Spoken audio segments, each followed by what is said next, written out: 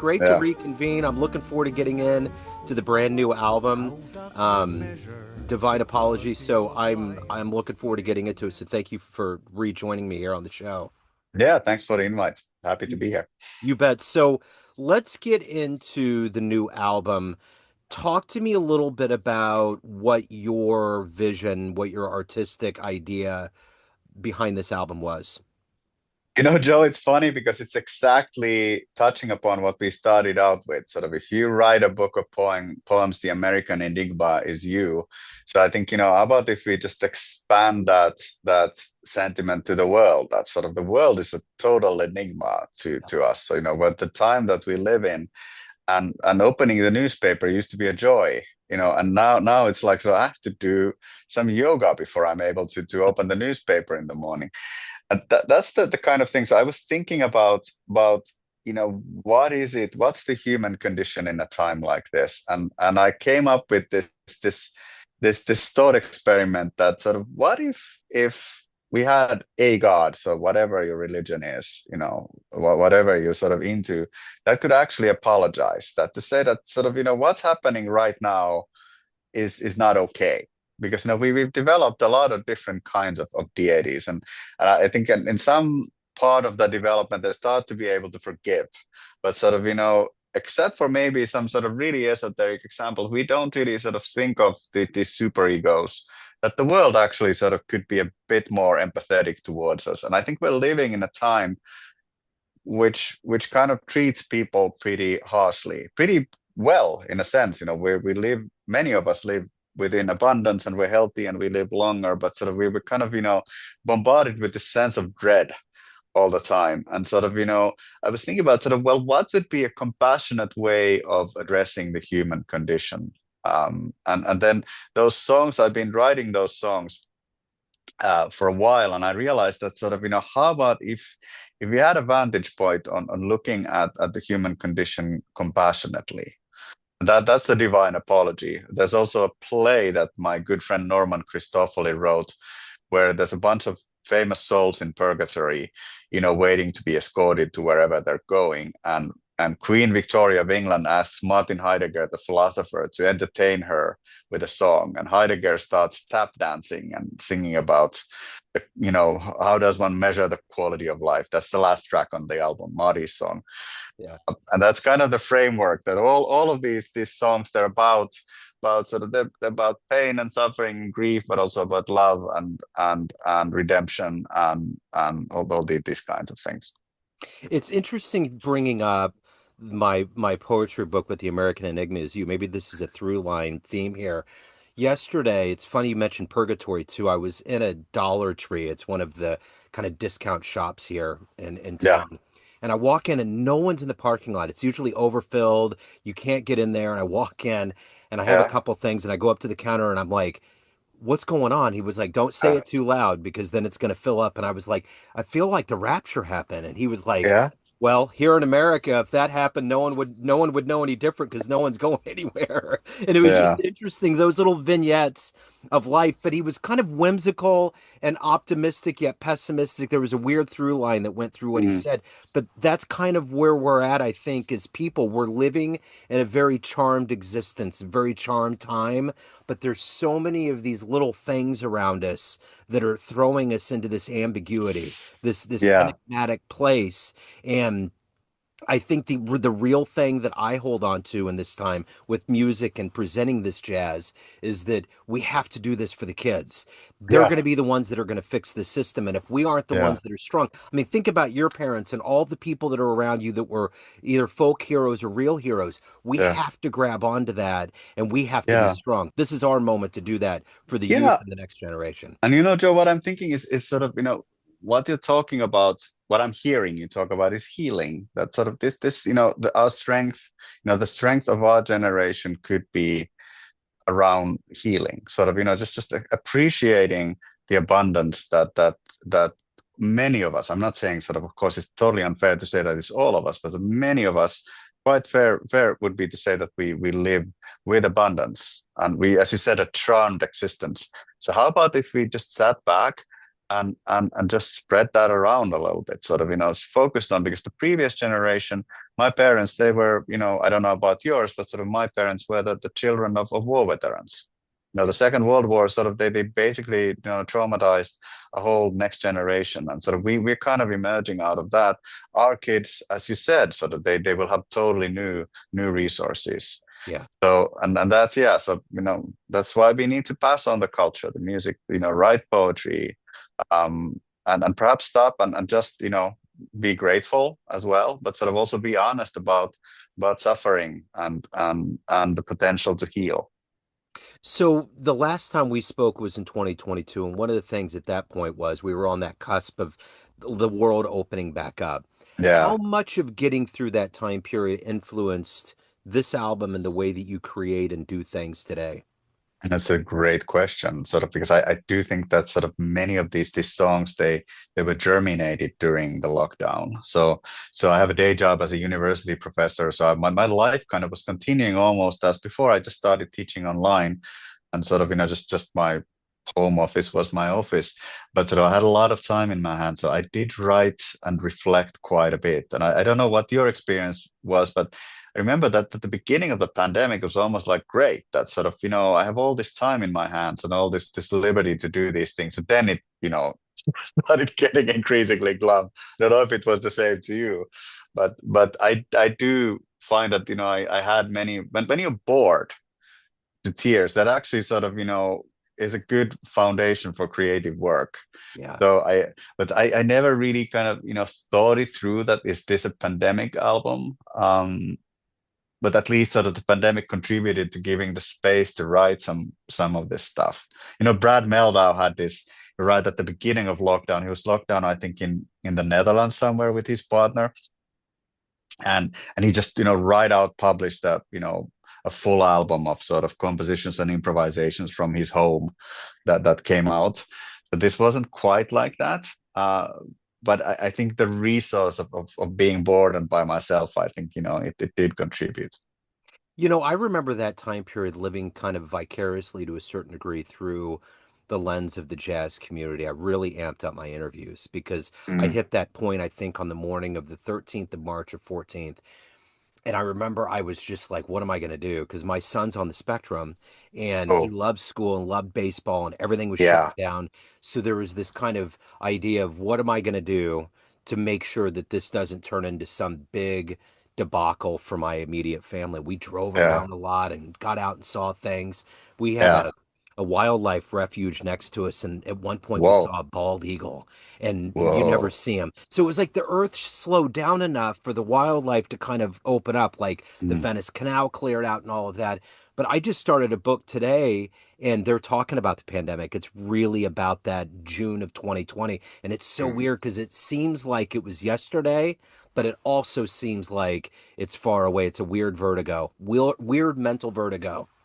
Yeah, yeah, So, um, so I'm curious in these modern times, with that being said, kind of with the fuselage of going through the pandemic, all of these things in 2025 that are part of our modern landscape, are you cognizant getting up in front of people and performing and putting music out that this is a form of escape, a form of solace, a form of healing? Is that something that's a part of your thinking now?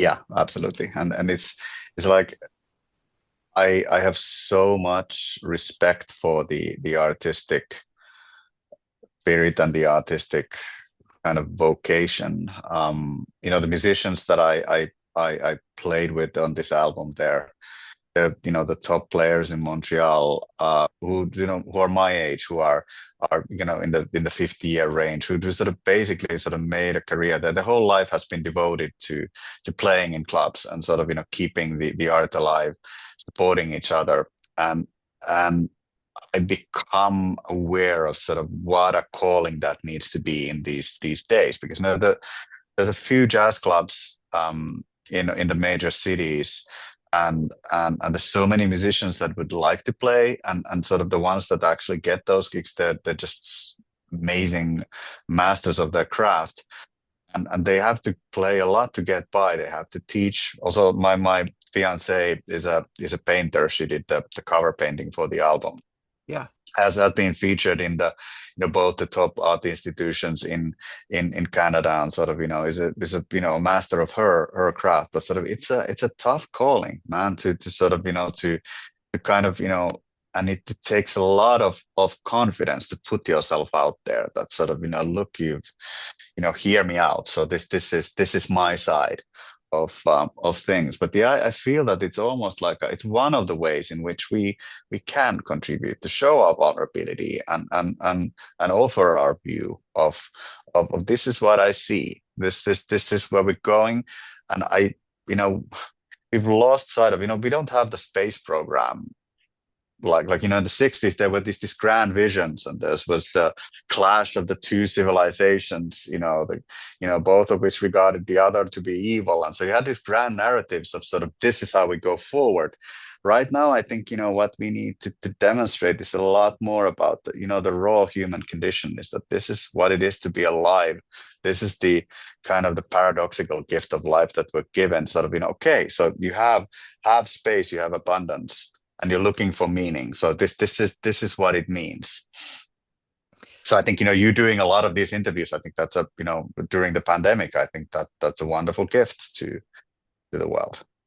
Yeah, and it was such a celebration of the strength of the jazz community because I'd have my kids with me, my son who was in early high school, my stepdaughter. There was so much strength and vitality in all of the voices that they heard because I would play it on speak. It was before Zoom, so I'd have my phone Mm, and I'd have it on speaker, and there was just so much vitality and so much optimism, and it's just pays testament to that community of jazz musicians that, like you said, that like an artist or a painter, you're doing it because you love this, you love mm, creating, and you're going to do it no matter what monetary gains come, no matter what's yeah. happening. It's something that you're going to swim through that creates healing for you, and it radiates out in everybody else as well. Yeah, absolutely. I'm going to go out tonight to listen to Kate Wyatt and Adrian Vedati, the piano player and the bass player who play on the album. They have a gig at a sort of a dive bar. They've created this Wednesday night thing there. And there's a couple of choice guests, and sort of I'll sit down, I'll have my IPA, and I know that sort of I'll be transported. It's I hear them, you know, have their say about what's happening right now at that moment. So that's jazz. Yeah, for sure. So let me ask you this: at the end of the day, what are you hoping the listener gets from this album? It's not an easy album to listen to. I think sort of I think these are hard themes, but I find that I hope that they find some catharsis in it, so that they feel that they're seen and they're understood, or that there's something to connect to, that that that that there's mutual compassion, that we can, and that some, like the last romantic, which is bit of a funny song. So it's the first major chord that I think the listener hears around the track 6 or 7, the true major chord. So it's about how the world will end when the last romantic dies, and so on. So there's a little bit of humor as in Marty's songs. I hope they get a laugh, and they'll appreciate some of the mastery of the musicians. Kind of they hear some nice moments here and there. Like the album's begun by a beautiful drum groove that Jim Doxas, who actually is a drummer, he won that Oscar Peterson Lifetime Award just after we recorded his parts. He plays this beautiful sort of groove that opens the album. So I hope that the listener gets the sentiment that sort of that there's compassion towards the human condition, and sort of there's people who want to share some of it with some of their condition, but also sort of some goodies with others. That's That's not so very tangible. I think we've been pretty deep for a music interview today, but I hope that's okay. No, I love it. I love it. It's funny you mentioned Jim. I just Mm. interviewed a musician from Canada, Zach Lober. He lives in Utrecht now, Uh-huh. and he had mentioned him too. It's so weird that Jim's been mentioned twice in two distinctive interviews in one day. I haven't heard that name in a while. Yeah, so he's an amazing drummer. His brother Chet is in New York, sort of a great sax player. They have a family dynasty there. Their dad George Doxas, he That's recorded the right. album, and sort of George records a lot of the jazz in Montreal. So he has a home studio. He raised two boys, both of who are sort of at the top of their game as instrumentalists. Okay, yeah, I did interview them. I remember the name well, and we had a great time. So I'm curious. The one thing, and it's stuck in my head because we're talking about the pandemic. The one thing that I heard from musicians was that there was this hope that musicians would take control of their destiny a little bit more because Mm, they were dealing with production more. They were kind of they were kind of dependent on themselves during that time, mm, like Emmett Cohen to do things and to do yeah, virtual things that mushroomed into wonderful, successful ventures. yeah. So now that the dust is kind of settled, so to speak, what do you see in your life and your career that's been strengthened because you've lived through that, that's made your existence as a jazz musician more forceful or poignant? Well, the venues now that they're open, sort of there's more appreciation for that. But there's also, a lot of work that went into creating new venues. Like, so I could see with many of my friends here, like the gig that I'm going to tonight, Adrian Vedati, he just started this Wednesday night gig at this dive bar, which has amazing players sort of every. So there's a new jazz thing every week. That you get to hear the best players, or he also started a series of house concerts, kind of chamber jazz concerts in one of the high rises. One of behind you have this picture, but sort of in one of these types of high rises, there's a penthouse which is run by a kind of a jazz patron and a friend of ours. So there's all these new things, new venues that are sort of actually done by musicians that have opened up. What I would hope for, and you asked me to give a positive answer. I think they also have a negative answer. I think people have, the clubs didn't necessarily recover, and the concert scene, kind of, the mobility of the audience did not recover from the pandemic. I think that the that is still sort of there's the so-called supply, that there's new supply, sort of people have been empowered to create venues to hear uncompromising beautiful music. But I have a sense that people are even more entrenched in their homes, at least some people. So we perhaps somehow, if I don't know what the magic bullet would be to remind people that hey, come out to a concert, come Yeah, hang. yeah, No, you don't, and I'm getting some rush tickets to see them tour their 50th tour, and sort of I got sort of for mediocre seats I paid $500, um, and 100 of that those is going to Ticketmaster, uh, and you can see a stellar world-class jazz night, uh, for $15 yeah, any evening. So it's available. It's like sort of it's like ice cream is free. You can just go, yeah, if you it's virtually free, for many people at least. If we can afford sort of to pay $500 for rush tickets, so we can certainly afford to pay $50 a couple of times. So that this is available, so that I would work with the demand side. That how can we, because it's so good on everybody. I've never met anybody who goes to a jazz club and then says that sort of, oh, I'm so sorry that I went, even if they right, didn't like the right. music. Yeah, That sort of, at least it makes them think that what didn't I like? yeah. So You're right. In Kansas City, we have off historic 18 at Vine at the Blue Room on Thursday yeah, afternoon, Thursday at noon. The shows are free. There's another college here in town, yeah, free at noon. Like there's no excuse. It's free ice cream. It's funny you mentioned Rush. mm. I Geddy Lee came to town about 3 weeks ago. Uh-huh. He's a big baseball fan, so he donated Yeah, a huge amount of signed baseballs to the Negro yeah. Leagues Baseball Museum, and Mm. I covered the show, and I was taking pictures while everybody brought the book that he just made, and it Yeah. looked like everybody just entered the gates of heaven, like they finally lived this life and they met Mm. Geddy Lee. They were all Mm. just it was the coolest experience in the world to see that much Yeah. joy because Rush fans are a very specific hardcore group Mm. of people that Yeah. absolutely love those guys in the music. Yeah.